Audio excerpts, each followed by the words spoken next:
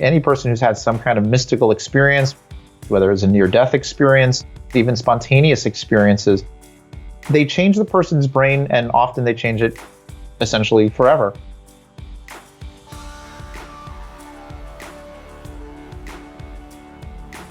Hi everyone, welcome back. I'm Michael Sandler, your host on Inspire Nation. If you've ever wanted to know what meditation and prayer do to the brain, then do we have the How God Changes the Brain and Neurotheology show for you.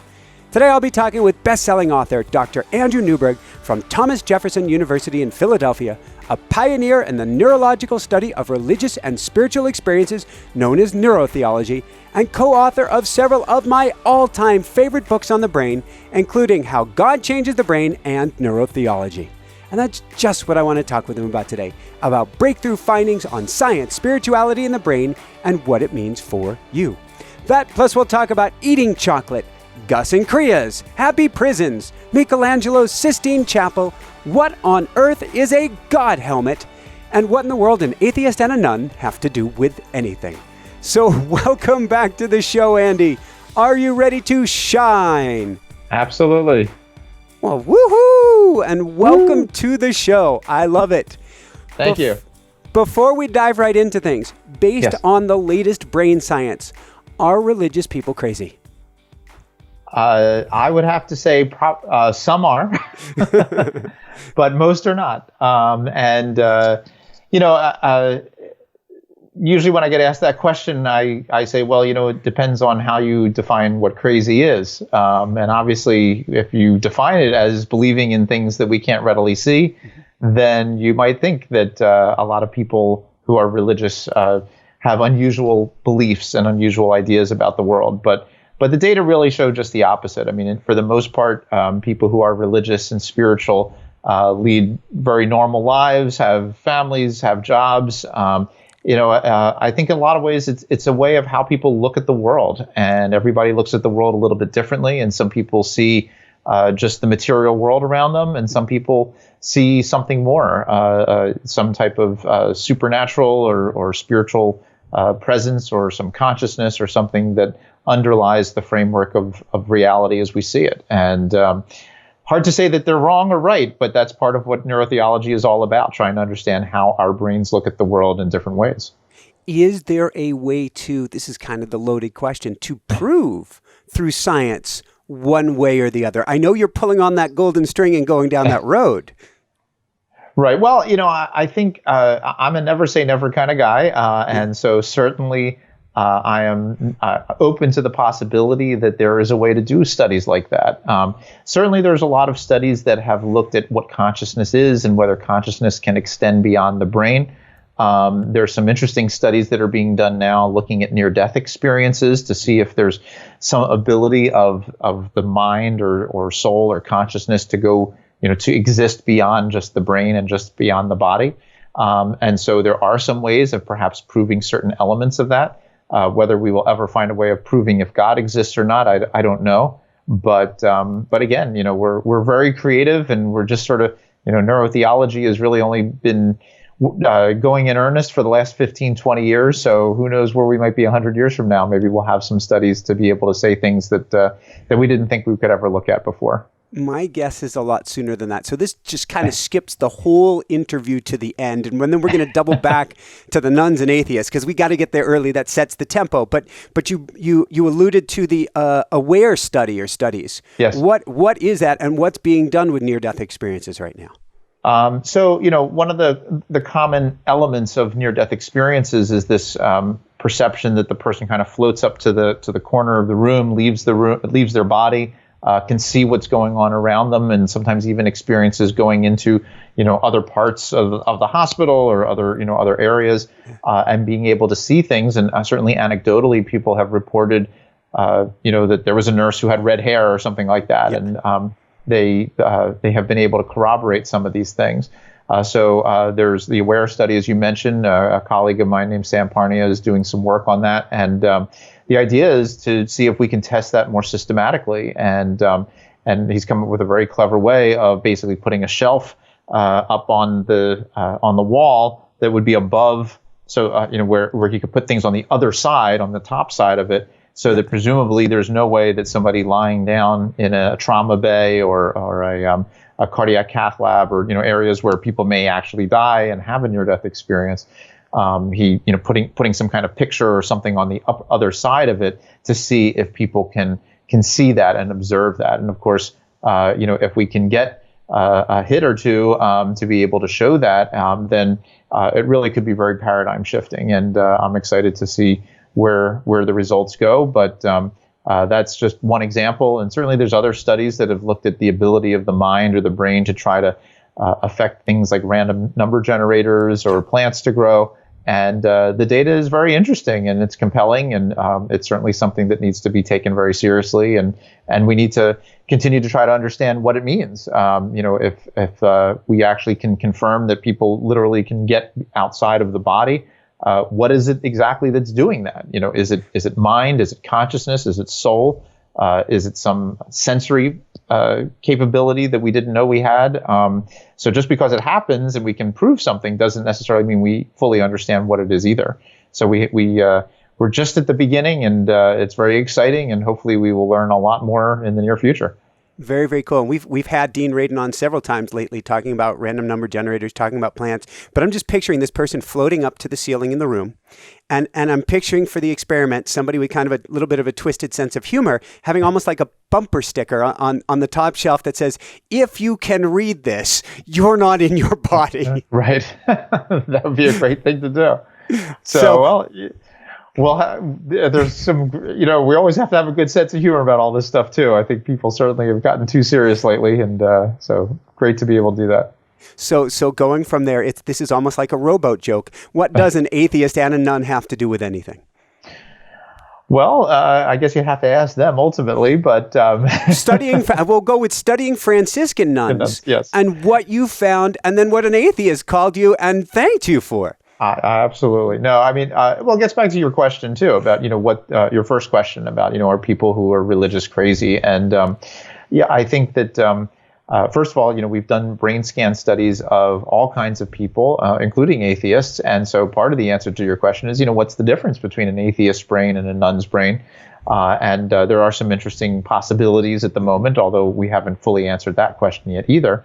But the specific thing that you're alluding to is that when we did one of our early studies looking at Franciscan nuns doing prayer, part of what we kind of encountered was interesting how different beliefs and biases that people have to begin with affect the way in which we look at reality. Mm-hmm. And so when the Franciscan nuns came in and we did the brain scans and I showed them the pictures of what their brain was doing during prayer and when they felt connected to God, they were very appreciative and they said, "Thank you so much." And, it really helps me to understand my beliefs and how they affect me, and that when I believe in God and connect with God, that there's really something that's happening there. And she thanked me, and I said, "You're welcome," and off she went. And I felt very good that I had made this nun very happy. I thought that was a good thing as a nice Jewish boy.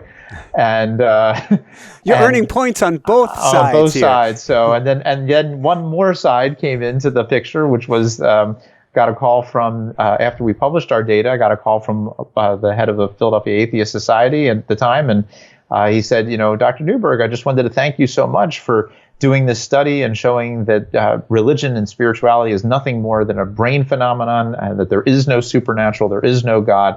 And I said, "You're welcome." And off he went, being very happy about things. And basically, we had this study that showed, what I always say is it doesn't prove whether God exists or not, or whether God was in the room with the nun. It proves what was going on in her brain when she had that experience. And then we have to get into, and this is where neurotheology ultimately takes us, are those bigger questions about, what is the true nature of reality? And if somebody does experience God, is that really an experience of an external God in some kind of way? Or is there, or an internal God, or is it really just a biological process? And so, again, we have to keep thinking about ways of designing our studies to see how best we may be able to understand what the differences are between the atheist and the nun, and how we may, whether they're just looking at the world differently, or whether one person really is right and the other person really is wrong. I'm very excited to see where this goes and where the interview goes. What did you find from the data looking at their brains? Well, Well, so we look at what's going on in the brain during these a variety of different spiritual practices, and for the most part, the way I've started to come to understand all of this is that there's not just one part of the brain that is our religious and spiritual part of the brain. It's not just like one God spot, as they would say, or something like that. That there are many different parts of the brain that become involved. And I think to a large extent that makes sense. I mean, anybody who has had a spiritual experience or has followed a religious tradition knows that there are many different elements. There are thoughts, there are feelings, there are experiences. Some of those experiences can be more visual, some can be, singing, some can be just a feeling or an emotion.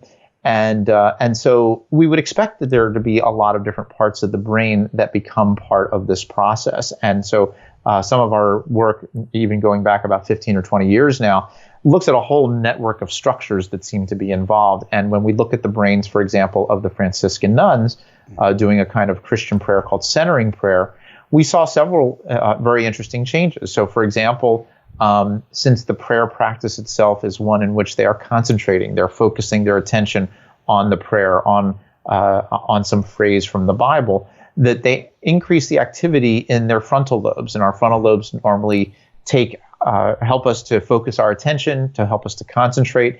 And so whether we're concentrating on a math problem, whether we're concentrating on trying to find where we're going when we're lost, or whether we're concentrating on prayer, the frontal lobes become active. And that is something that we've seen over and over again in a variety of different practices. And then the other, one other particular point, but again, there have been many different changes that we see, is actually what goes on in the parietal lobe. And that's located in the back of the brain. This is an area of our brain that helps us to take our sensory information and to construct our spatial representation of ourself. And so often in these spiritual practices, like with the nuns, they lose that sense of self. They feel connected to God. They feel connected to the universe. They feel the classic feeling one with everything, for example, where the self goes away. And we had always predicted that we would see decreases of activity in the parietal lobe, because if it normally turns on to give us our sense of self, as that self goes away, we would expect there to be a decrease of activity in that area. And that's exactly what we saw with the nuns, as well as many other practices, where the parietal lobe activity actually starts to drop off as people are engaged in these practices and have that loss of the sense of self, that sense of oneness, that sense of unity. Brilliant. So let's go from there. We're going to dive back into some more of the brain scans here in a bit. But I've always thought about this, about we can't get out there and they can't get in here. What's the happy prison of the brain? Well, this goes back to, I guess, the fundamental question that really drove me into this whole field of neurotheology, which is how we know what reality is. Ultimately, if we really kind of think about who we are and how we work, our brain is kind of, we're kind of inside of our brain, so to speak. I mean, now that negates, or at least eliminates the discussion for the moment that there may be some global universal consciousness or a soul or something like that. But for the moment, at least... Don't worry, I might bring you back. Yeah, that's fine, and I'm happy to go there. But basically, the idea is that we're kind of inside our brain looking out at the world, and basically everything that we think about the world, everything that we understand about the world is interpreted by our brain and then kind of presented to ourselves, our ego selves, through the brain processes. So whether we're listening to the news, whether we are reading a Bible, whether we are hearing a friend of ours tell us something, our brain is interpreting all of that, and we interpret that in lots of different ways. We use our existing beliefs to decide whether certain ideas make sense or don't make sense.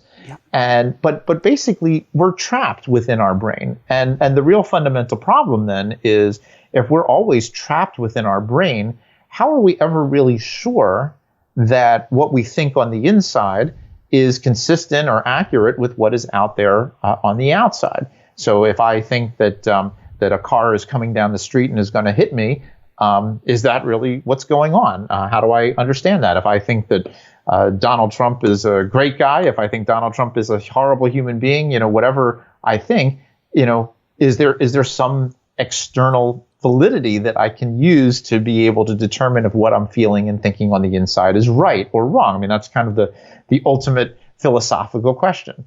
But what happens? What is red? What is red? Exactly. And what is chocolate? And all the flavors. I mean, how do you know what they are, and how do you know if when you say something is red, as you're alluding to, that somebody else agrees with you? So that's what the prison of the brain is. That we're sort of trapped within our brain, looking out at the world and hoping that it's providing us a reasonable sense of the world around us. And I call it the happy prison of the brain, because in spite of the fact that our ability to truly know what's out there is virtually impossible, we seem to be okay with it. The brain kind of helps us to feel okay. As I often say to people, I mean, if you really think about it, our brain has access to like 0.00000 and maybe 50 zeros, 1% of the entire universe. And for the people listening to this right now, that what they know of is what's in their room and what's on their computer. They don't know what's going on down the street, in another city, in another country, in another world, another galaxy. So, but somehow we get up out of bed each day and we go about our lives and we act as if we think we understand the world around us. So it kind of keeps us in this happy place that we seem to look at the world in an okay way, and we think we know everything that's going on, even though the truth is far from that. Well, it's interesting, and it really gets at red, blue, this politician, that politician, COVID mask, no mask, right. Which is I'll call it the Google phenomenon going on, which is we look for what we wish to affirm, and we don't see anything else, and it puts us down a rabbit hole in life where what we see is exactly what we're agreeing upon, and everything else we don't know what to do with. That'd be too much of an amygdala response, right? And so we become very myopic, don't we? Yeah, and you said it perfectly. I mean, and I've said this to many people before, and many talks and so forth, that the brain's primary job is to help us survive, and it does that best by giving us a perspective of reality that works, that helps us to survive. And so whenever we are confronted with somebody telling us something different, whether it's color, whether it's, to wear a mask, as you say, or whatever, we have one of two choices. Either we're right and the other person is wrong, or the other person is right and we're wrong. And as you said, again, perfectly, we get an amygdala response. We feel anxious if we think that we're wrong. Why? Because if we're wrong, that means we don't understand the world as well as we had hoped. And that, opens us up to danger. So if we don't really know what's going on, if we don't know what food to eat, if we don't know what danger to avoid, we're not long for this world. And so our brain is going to try to do its best to give us an answer that works, and is going to try to convince us to stick with that unless there's some real, obvious reasons why we need to change. So when we're confronted with that person who says something different, it's far easier for us to say, no, wait a minute, we're okay. I understand the way I understood the world. That's the right way to think about it. This person over there is obviously wrong, crazy, maybe evil, it depends on what the circumstances may be. But yeah, I mean, we all kind of use our prevailing belief system and the biases that come along with that, as well as our emotions, to decide what we think is the right thing to think about. And this is universal. I always tell people of the story, when I was going through medical school, and this is, I'm a lot older than I like to admit, but this is maybe about 30 years ago now. And at the time, I remember when I was a resident, and suddenly there was these articles that came about that said that when people had a stomach ulcer, that it was actually a bacterial infection. And all of these high-level scientists laughed these people off, the face of the earth. I mean, they said how ridiculous, it's just ludicrous, and you would think, it's clearly acid buildup. Why would you ever think that there's a bacteria that's involved in that? Here we are 20 years later, and what do we treat people with ulcers with? Antibiotics, because there's a bacteria called Helicobacter that is part of that process. And so, scientists are guilty of it, religious people, politicians, everybody is guilty of it. And it's important, I think, we wrote a book called Why We Believe What We Believe, and part of what we had hoped to achieve through that process is to help people to understand that it's, that we hold these beliefs because they work for us, but that it is important to keep, kind of looking at them and challenging them, and that there are ways of doing that safely so that we don't get too much of an amygdala response, and yet continue to adapt and learn, and perhaps maybe more importantly, appreciate the fact that other people have different belief systems than the ones that we hold, and we shouldn't be surprised by that. And perhaps we should be, a little bit more compassionate and understanding about that. And now looking where we are here, 15 years down the road, 20 years down the road, perhaps even more important. I mean, we've got to get ourselves, I think, to a better place where people can have conversations, and people who don't agree can learn from each other and disagree with each other and be okay with that and appreciate each other. I mean, again, we're all in this happy prison, and every one of us is essentially in the same boat, trying to figure out what the world is. And given the fact that we all have different genetics and we have different life experiences and parents and kids and friends and family and learning experiences and whatever has happened to us in our lives, it would be remarkable if any two people had the same exact view on anything. So, there are 7 billion people in the world, and there's 7 billion religions, and there's 7 billion political parties, and maybe we have to learn a little bit better how to appreciate what other people think. Woohoo! So many different directions I can go with this. And what you're really talking about is an N of one. And how do you study when everybody is unique? You have to be able to pull people together. Science likes numbers. You said some interesting things in here. I'm going to see if I can pull on this golden string. You said safely be able to, for instance, look at the other side.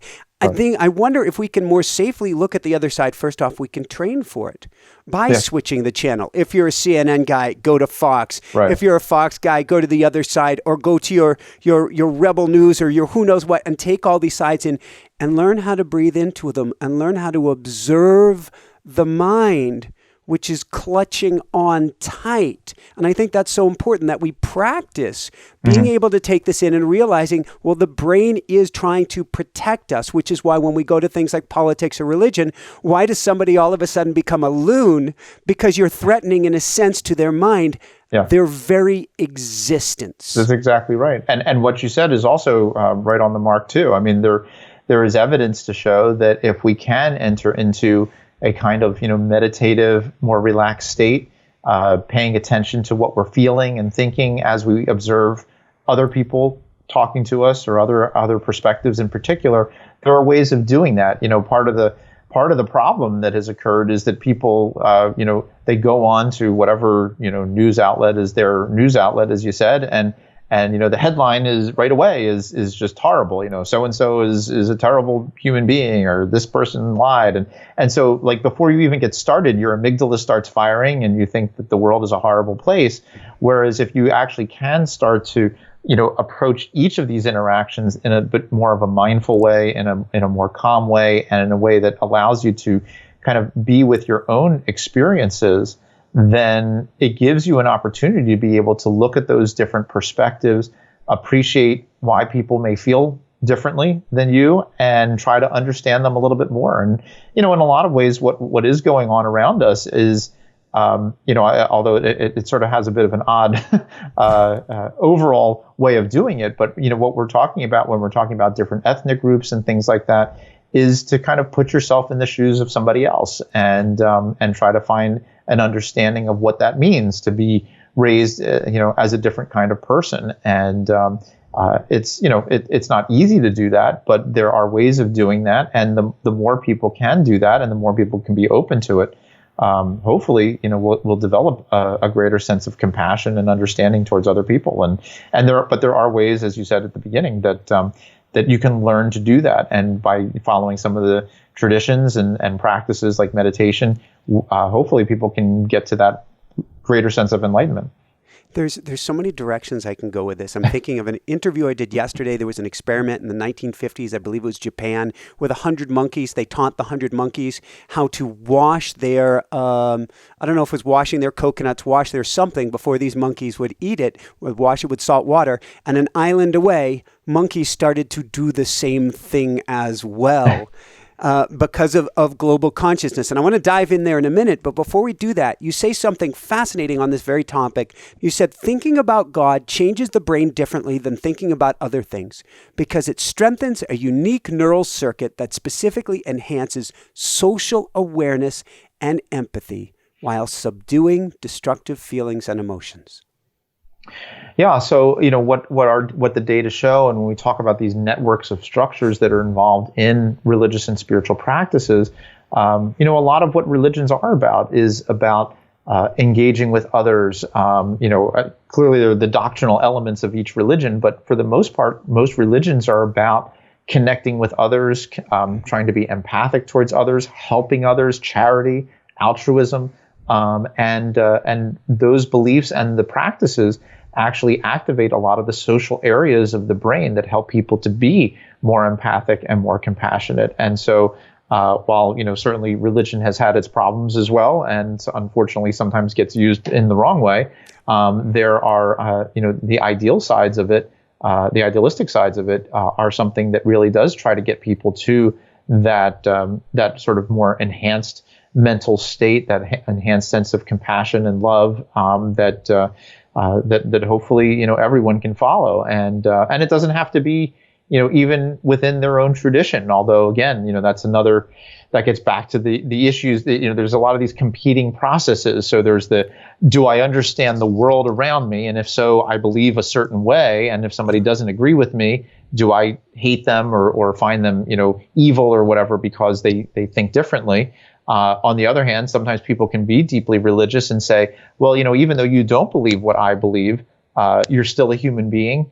You're still, a part of this universe. If you believe in God, you're still created by God.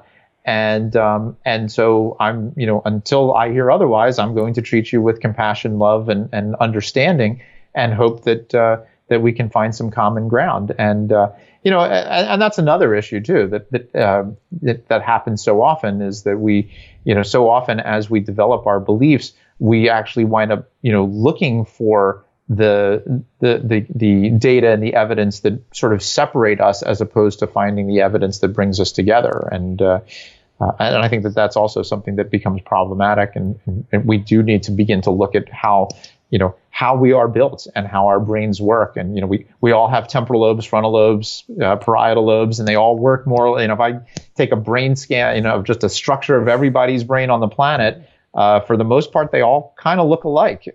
So we are a lot, our genetics and our anatomies are far more similar than they are different. I like it. And diving into kind of the neuroplasticity of this, you talk about NDEs, and you talk about how many people, not all people, but many people come back from NDEs and say that, for instance, they're spiritual but not religious. And I wonder if we train the mind to focus on love. We can call it God, we can call it Source, we can call it Allah, we can call it this. But if we focus on this feeling of love, this sensation of oneness, whatever we want to call it, that inherently, I wonder if we can see that starts to carve new grooves of compassion and empathy in the record without even having to focus on the compassion or empathy. Right. Well, absolutely. It gets back to a little bit of some older research that we did in neurotheology and trying to understand the sense of unity that people have. And my late colleague, Jean DeQuilly, and I talked a lot in our early writings about that sense of oneness and what that means, and whether one ultimately defines it as a feeling of love or oneness or unity.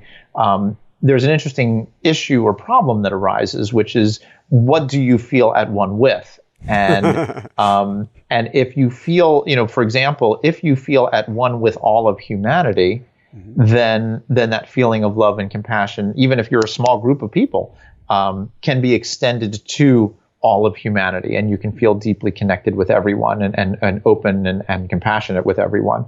On the other hand, you could be a large group, but if you feel that the unity is only within that group, then anything that is outside of that group is actually viewed as being, almost unreal. It's not part of your sense of reality, and in that circumstance, it actually can increase aggression and violence and hatred towards other people. And again, this is part of what we see when it comes to racial issues and so forth. When you think about you and your group, however that's defined, it depends on where you start drawing those lines and where you make those differentiations. And so, another really good example, I think, is sports. If you think about every community has, their own football team, for example, or soccer team. Well, so you may love your high school team and hate, the opposing high school's team, but then you're all part of a city. And so you all root, for your city's team, but you hate other cities' teams. But then when you go to the World Cup or the World Championship, now suddenly we like everybody, we like all of the cities that are in our country, but we don't like the people in the other country. And then obviously there's always the Armageddon movies where, aliens come down from outer space and suddenly, everybody here who hates everyone, we got to all fight together and defend ourselves. So, but I think that there's a lot of truth to that notion that it is, it is very incumbent upon us to think about what do people feel connected to, and how does that have an impact on the ways in which they think about those other people? And part of it is to kind of go beyond the individual doctrines of groups and say, let's try to find that common love, that common compassion, that common connection that is something that we can utilize to try to find some better places to go with the ways in which we interact with people.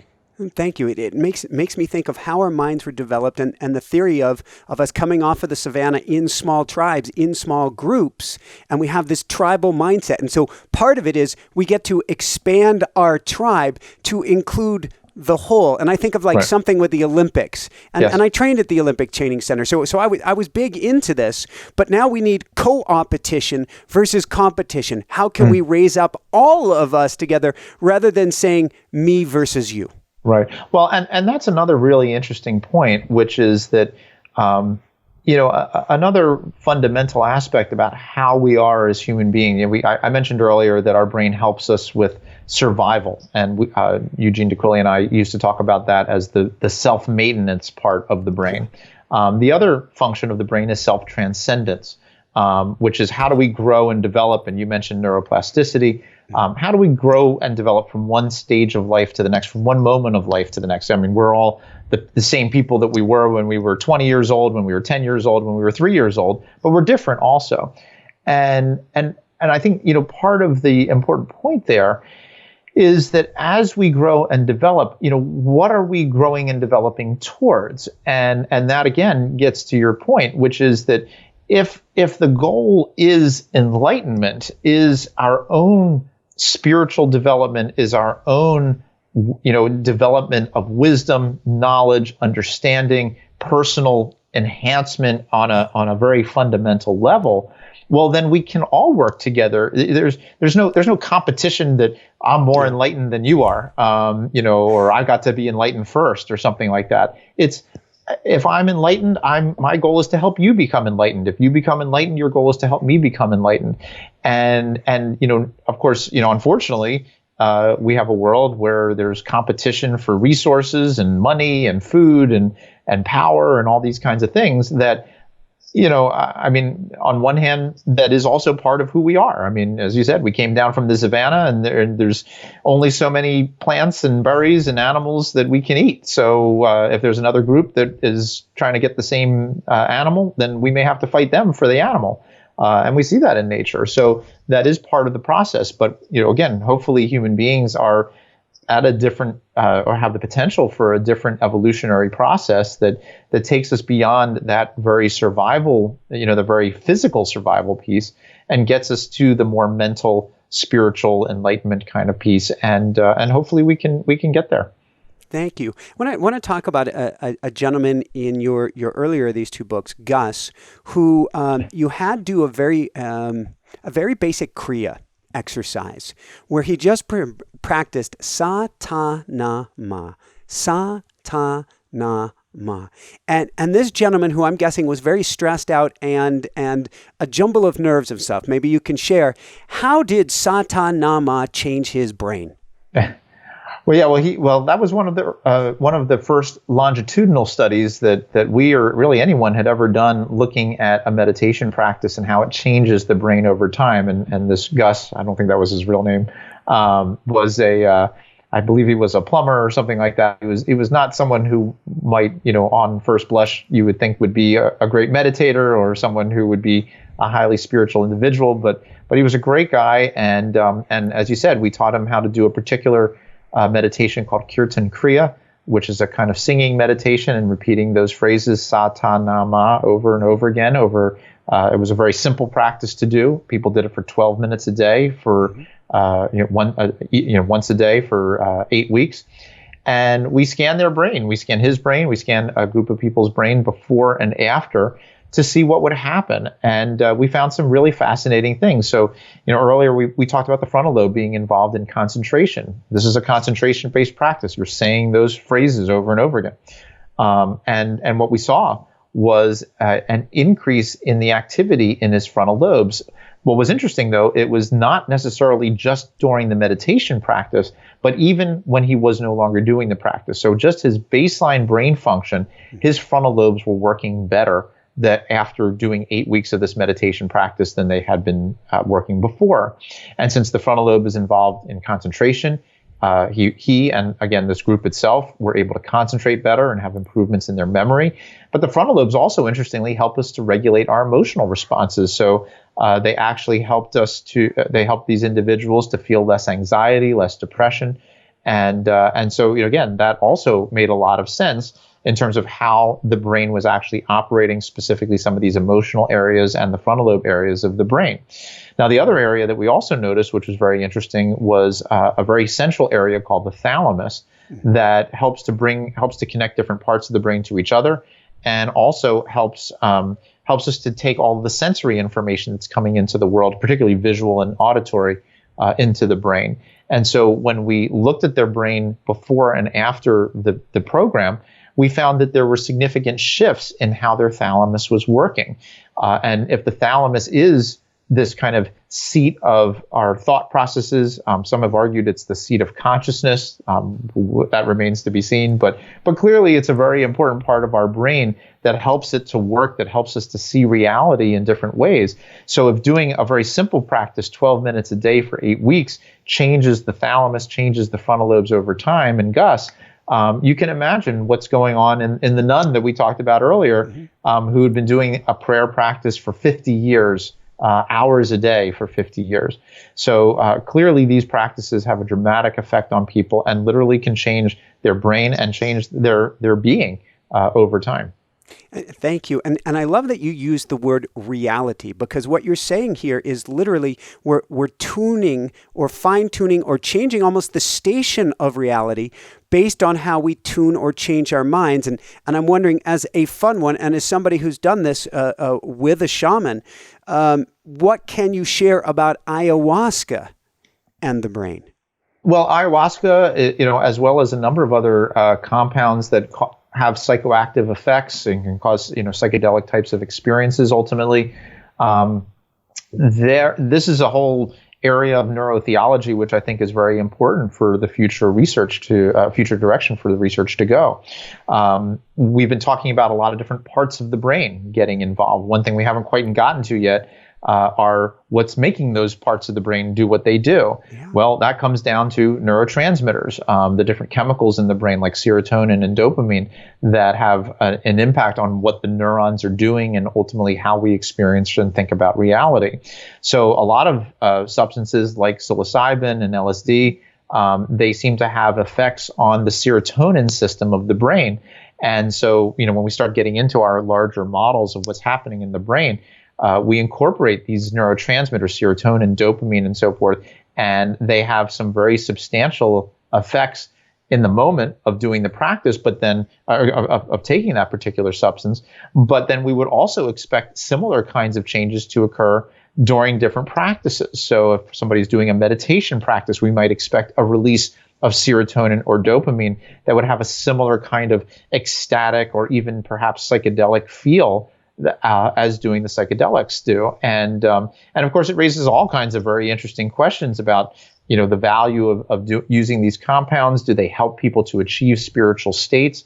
And is that appropriate to do? I mean, we had an online survey of several thousand people's most intense spiritual experiences, and many hundreds of them were experienced under the auspices of some type of psychoactive substance, ayahuasca, mescaline, psilocybin, whatever. And And when we actually looked at how people described those experiences, they were described as every bit as real and spiritual as the more, quote unquote, naturally occurring experiences. So, that doesn't take away from one type of experience or the other, but it teaches us something about them, and it tells us something about their neurophysiology, and it brings to bear the idea of, well, what is the value of exploring the use of these substances to help people to get to these states of enlightenment? What are the dangers, and what are the potential, both the pros and the cons of doing that? Thank you. And I'm so glad there was a really fun word that you used in here, appropriate. You said, is it appropriate? And there's ethics dilemma here that it certainly can be.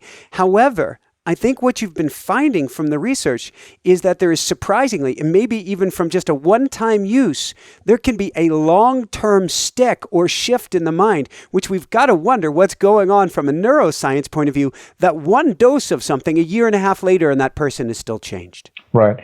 And absolutely. And it's a fascinating part. And although, to be honest, again, when people describe whatever spiritual experience that they have had, any person who's had some kind of mystical experience, whether it's a near-death experience, as we were talking about earlier, some type of mystical experience, even spontaneous experiences, they change the person's brain, and often they change it, essentially forever.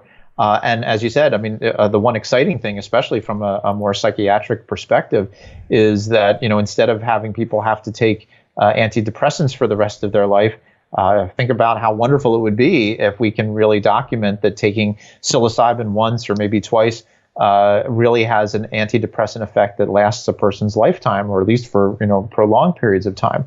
So there's a lot for us to learn here, and it's a lot for us to take very seriously, and hopefully we'll find that these kinds of approaches will be beneficial, and then we need to help people to figure out, again, the most appropriate ways of doing it. But it does raise a very interesting kind of neuroscience question too, which is, well, what exactly is going on? I mean, is the brain literally rewired in that moment? Were those connections always there, and then suddenly we just now have access to them? We got opened up to access to them. Mm-hmm. We don't know exactly yet. But as we do more neuroscience research, we'll hopefully get a better sense as to what's shifting, how it's shifting, and how long those shifts actually last. But they do seem to have very persistent effects, and that's very exciting. And it begets a question. If you were, and I'm guessing you have done, or I know other scientists have done studies where they looked at people under the, for lack of another term, under the influence of one of these substances, the brain, I'm guessing, is lighting up as if these experiences are real. Not as if they're hallucinating, but as real as if they were driving down the road or in a taxi going through New York City. Yeah, absolutely. And again, this gets back to our happy prison of the brain discussion, and the issues that we have to think about in terms of what is the real reality. And one of the things that is also an interesting issue or problem, so to speak, comes from the epistemological perspective. And we talk about neuroepistemology a lot in neurotheology, the idea that, how do we perceive this sense of reality, and what does it mean? And it also goes back to our discussion about the nun and the atheist. So, yes. The atheist would look at this discussion about taking a substance and having some kind of, spiritual experience and the realness of it as well. That was just a brain phenomena. And maybe it is. And maybe it is that is all that there is to it. On the other hand, you mentioned shamanic traditions. A shaman will take a substance like ayahuasca, and for them, it doesn't make it an artificial experience, but it is the way of opening up that doorway for the brain to operate on a different kind of level that allows them to see the world differently and sees the world more clearly. And the analogy that I always use is that when it comes to, I wear glasses, and so when I wake up in the morning, the world is a very fuzzy place, and I don't see the world very clearly. But then when I put my glasses on, the world becomes clear. Well, the world didn't change, and my brain didn't change, but the way in which I look at the world changed. And so, to some degree, is taking ayahuasca or psilocybin, is that a way of kind of putting glasses on the brain, so to speak, and changing the way in which we see the world, and maybe seeing the world in a more fundamentally real way than we ever were before? So these are the big questions that we have yet to learn in neurotheology.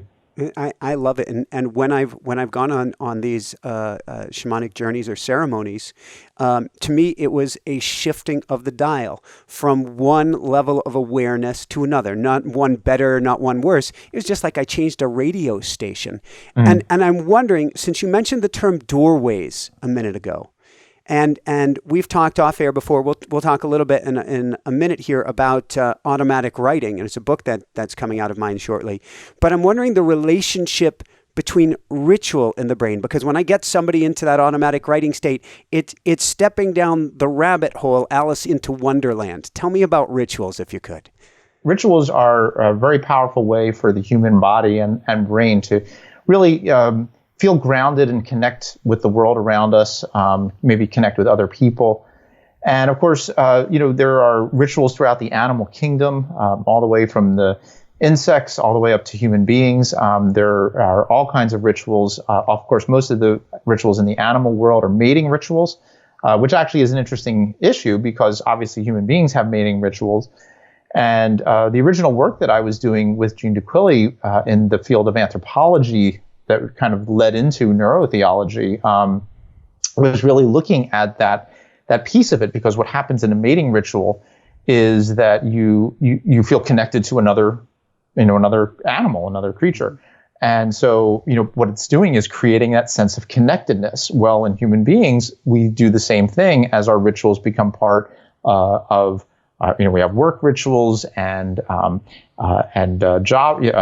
school rituals and religious rituals and sports rituals and so forth. And basically, they make us feel connected, and it's through the process of this kind of rhythmic activity that occurs, and that also makes sense because we essentially are basically built on rhythms. We have rhythms in our heart, our brain. If we look at the electrical activity in our brain, there's these different waveforms that are part of how our brain works. So the rituals become this rhythmic process that helps to bring the rhythms of our body and our brain, kind of online, and maybe in resonance is another word that sometimes people use, with whatever the particular aspect is, whatever the practice is, and that ultimately is part of how we connect to the world more effectively.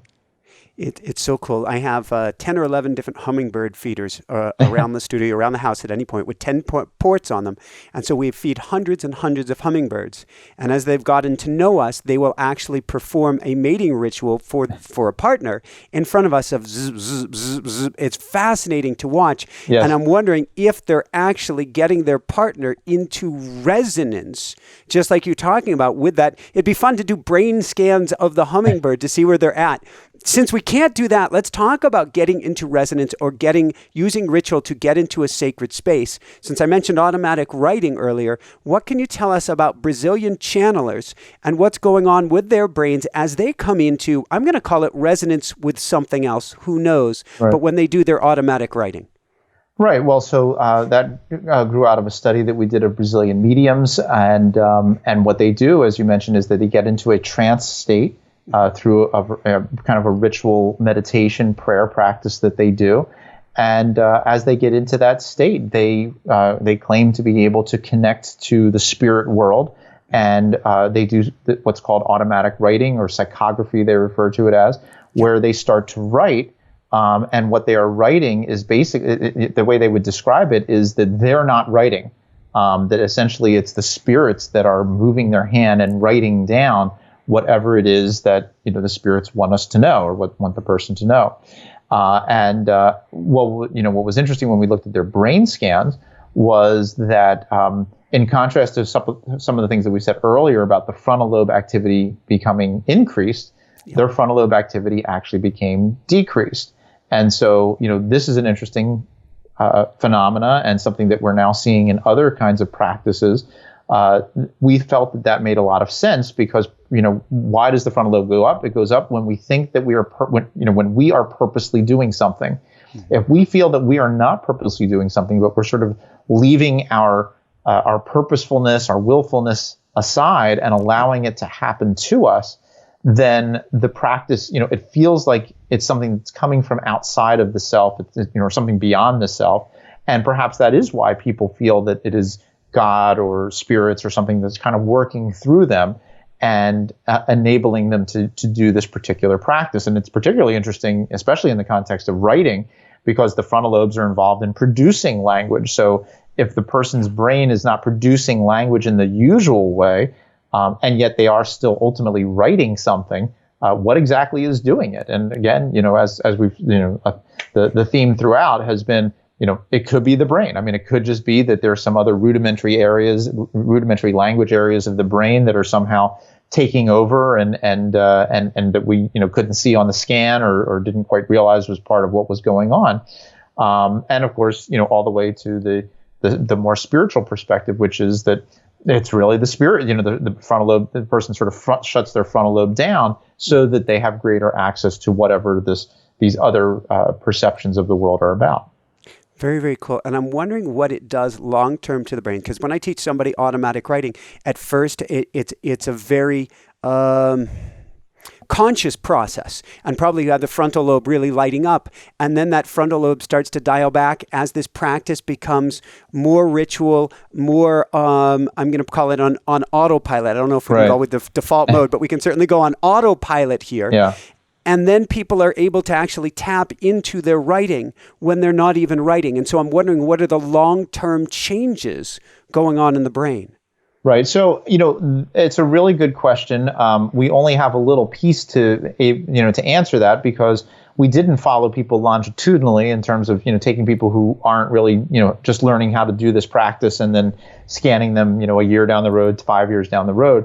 But what happened in our particular population of the Brazilian mediums is that we did have people who were highly experienced versus those people who are more novice, and we did see changes. And it's pretty much along the line of what you mentioned, which is that that for the highly experienced people, their frontal lobe did go down. But for the more novice people, their frontal lobe activity actually went up a little bit. And so the way I looked at that was, also similar to what we talked about a little earlier about like learning how to do something, learning how to play the piano, for example. At the beginning, you have to concentrate on everything that you're doing, and your frontal lobes turn on as you learn how to hit each key. But then as you get better and better and better, it's something that becomes far more automated. And certainly for a concert pianist or someone who is, a jazz pianist who just kind of improvises on the spot, it just kind of flows through them. And that's another term that gets used, like a flow state, that it just feels like it's happening to you as opposed to you making it happen. And I think that those are the kinds of things that can start to happen over time as a person. It certainly makes sense that they will, but we have not specifically observed that. Thank you. And since we have a lot of people here listening today that are either long-term meditators, want to become meditators, or I want to give them a carrot for meditation, I love this. This one is just really fun to me. Brain volumes and long-term meditators. Well, the analogy, I think, is somewhat similar to the what we were just talking about in terms of the piano player. I like to use the analogy of a weightlifter. When you lift weights, when you exercise your muscles, they get bigger, they get stronger, and they get bigger. And we can see that. But the brain actually seems to operate in much the same way. And meditation and these other spiritual practices seem to be a kind of exercise or lifting weights for the brain. And the data has shown that those people who are long-term meditators literally have thicker brains. They have, just like they have a thicker muscle, they have a thicker brain. And of course, the data shows also that they seem to work better. They seem to be able to concentrate better. They seem to be able to regulate their emotional responses better. So it does seem that over time, these are the kinds of long-term changes that people seem to be able to derive benefit from doing these practices. Now, again, as with everything, you have to be a little bit cautious. You have to be a little careful about not overdoing things and being guided properly. And you can always pull a muscle and you can always injure yourself. So the key is same with meditation, is to develop it carefully and slowly and under the appropriate guidance. And if one does that, then it can often be a very rewarding kind of experience for them, and can, maybe some of my colleagues are even looking into whether, if your brain is literally larger, does that actually protect you from things like Alzheimer's disease as you get older? And we don't know for sure, but there's some good reason to think that it might. So we'll have to see. Very, very cool. And I often flip his name, so we're going to see if I get it right here. But you were talking about we don't want to trip over our brains. We want, when we do this, a term, we've had Dr. Anders Ericsson talking about mastery. And he did the original research behind Malcolm Gladwell, kind of switched it a little bit, but on the 10,000 hour rule, if we do deliberate practice, deliberate feedback when we meditate, not just letting the mind go wherever, but we actually focus on it, how much we're probably able to better change the brain, I'm guessing. Yeah, absolutely. I mean, we are certainly able to modify the way the brain works, and there are lots of ways of doing it, and the more purposeful we are and the more specific we are, the better we are able to do it. And to some degree, I mean, maybe taking even a bigger step back, I mean, the brain works best when it utilizes all of its faculties. And so, if you want to become really good at doing crossword puzzles, you do a lot of crossword puzzles, but that doesn't necessarily make you good at other things. Whereas practices like meditation, other spiritual practices seem to be more a practice like weightlifting or running, which are good no matter what you're trying to accomplish and what you're trying to do. And the more you do them and the more specific you can be about them, presumably the greater the effect might ultimately be. Woohoo! I'm almost afraid to ask this next question, because what I'm hearing is that everything is a practice for the mind. We can tune it, we can detune it, we can prune, we can grow new connections. So I'm almost afraid to ask, what do you think happens to the brain during the practice of watching the news? Well, we know, for example, that we know that when you are more relaxed, less stressed, that the brain works better. We know that when you are more anxious and distressed, the brain works worse. The release of stress hormones like cortisol, other types of neurotransmitters that are involved in the stress response.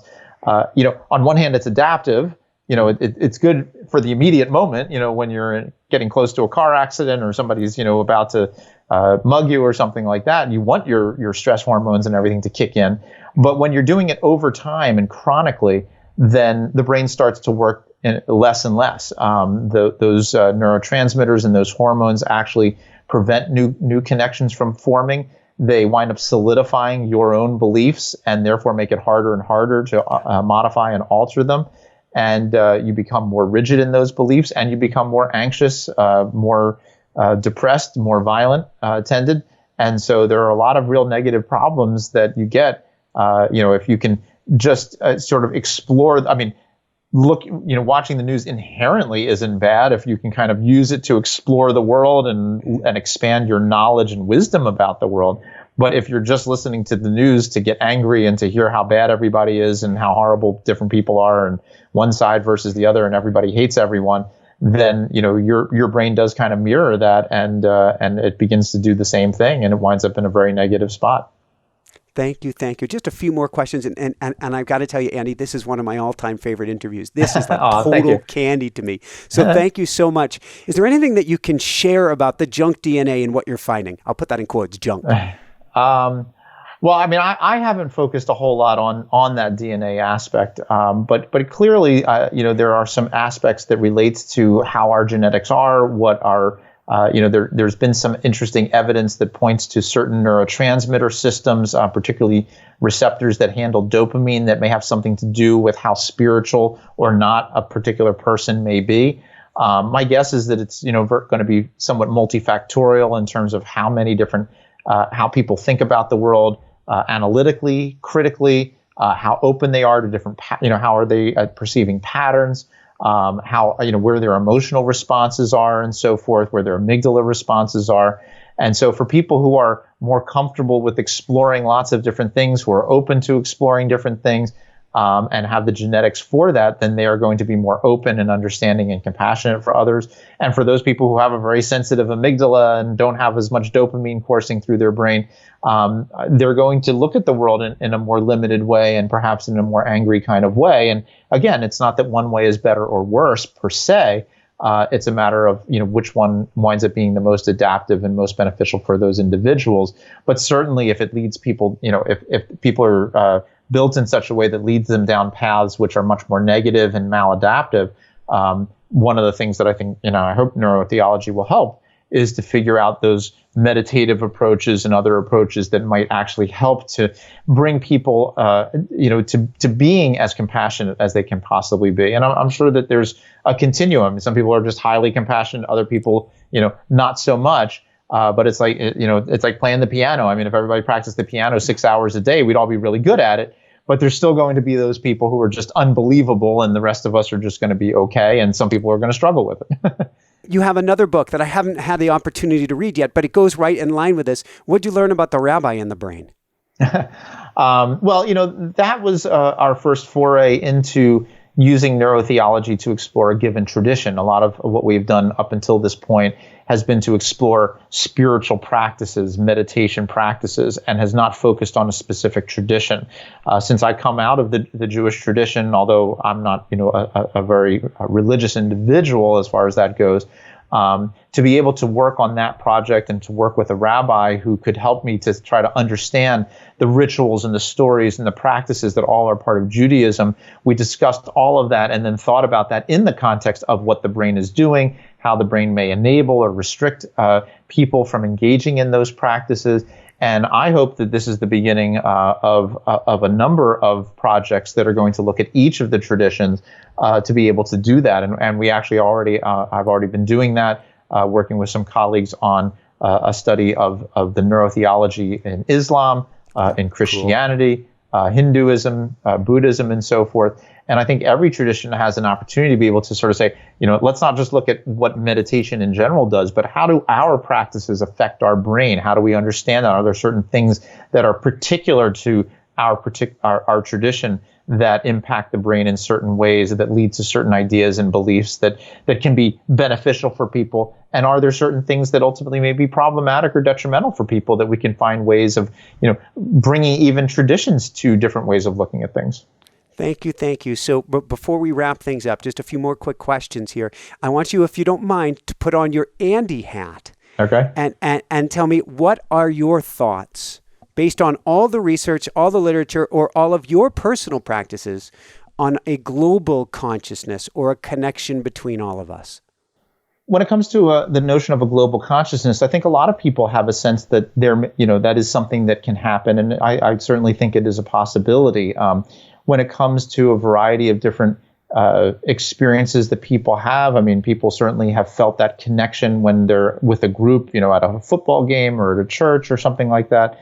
And that there's this resonance and connection of all people. Now, whether there ultimately is a universal consciousness that, more similar to what is described in the Buddhist or Hindu traditions, certainly that is what is perceived when people have mystical experiences. And as I've always said, in those experiences which are perceived to be more real than our everyday reality experiences, I think it's absolutely essential for us to take that kind of experience very seriously. So how exactly we go about figuring it out, what kind of research we need, what kind of personal experiences, that's all part of another part of what neurotheology may help us to better understand as to whether that kind of global consciousness is something that truly exists. And if so, in what context? Is it sort of how all of our brains resonate with each other? Is there something called consciousness that pervades the universe that we take part in, and in that sense take part in a universal or global consciousness?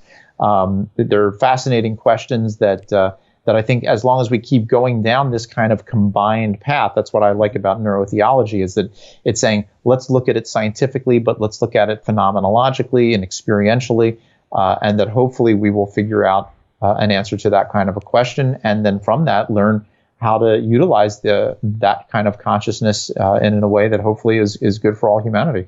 Awesome. What are you geeking out about now? What's most exciting for you to work on right now? Well, we continue to look at all the different practices. Our research continues to expand along that line of looking at different practices. We are doing more and more with surveys to explore what people feel phenomenologically. That was actually an important part of the Rabbi's Brain book, where we surveyed about 150 rabbis of different denominations within Judaism to understand what they believed, how they thought about God, how they thought about religion and spirituality. And, that's fascinating. We so often just kind of take for granted that we know what it means to be Jewish, what it means to be Catholic, what a Muslim feels. instead of actually asking them. And so, we're doing that more and more, and I think that that's going to be very powerful. I hope to be able to expand the research in the neurotransmitters. Some of my colleagues are doing more of the work on psychedelics, but we'll certainly keep a close eye on that. And as I mentioned with the rabbi's brain, I hope to be able to really explore how neurotheology may help us understand all the different traditions and maybe give us some more global or universal concepts that every religious tradition may be able to incorporate and utilize. And with the ultimate goal is to bring all of humanity as individuals and as a collective to a greater enlightenment. And hopefully we will find a way to do that. We seem to be in desperate need of that at this point. We are in desperate need. And once we get there, and we will get there, confidence is high. That will be a woohoo. Oh, absolutely. Where can people go to find out more, Andy? People can always go to my website, which is just Andrew Newberg, NEWBERG.com. And they can learn about the books and projects. Some of the research articles are there. And that way they can also stay in touch with me if they want to. Fantastic. And any last words of wisdom you want to share? And I can't say this enough. This was candy. This was awesome. I think this will light up our brains, and it will encourage people to dive into a practice, any practice, whatever they want to do. Well, I certainly hope so. And a lot of fun as always. Thank you so much. So any last words of wisdom then? Just keep on plugging away. Keep being open, keep exploring, and keep asking questions. Thank you so much. So for everyone out there, this is Michael Sandler saying, be well, have fun, get how God changes the brain, and get neurotheology, and begin changing your own brain today, and shine bright. Woohoo! Woo! Awesome, Andy. Thank you. That was a lot of fun as always. If you're watching this, then you are a light worker. You're a light warrior, and I want to help. We offer everything from boot camps, mini masterclasses, full-on masterminds, and private one-on-one coaching with me. To find out more about our upcoming courses, simply visit InspireNationUniversity.com or click on the links below. And to find out more about coaching, simply visit InspireNationShow.com/coaching. We also have weekly YouTube live events with me where you can ask me your questions live, and YouTube premieres featuring me and our guests. Simply subscribe below and click on the bell icon to be notified of upcoming shows. I just had a brilliant interview with Dr. Andrew Newberg on how God changes the brain, neurotheology, and what meditation does for the mind. To check out more amazing interviews on meditation and your mind, click here, subscribe below. Be sure to click on that bell icon to be notified of upcoming shows, YouTube premieres, and live events with me every Sunday night. Be sure to check out our boot camps and upcoming mini masterclasses by clicking the link below. There's also a limited amount of one-on-one coaching with me. Big thumbs up if you like this. Leave your comments below. Love you guys so much. Shine bright. Woohoo! Love you guys.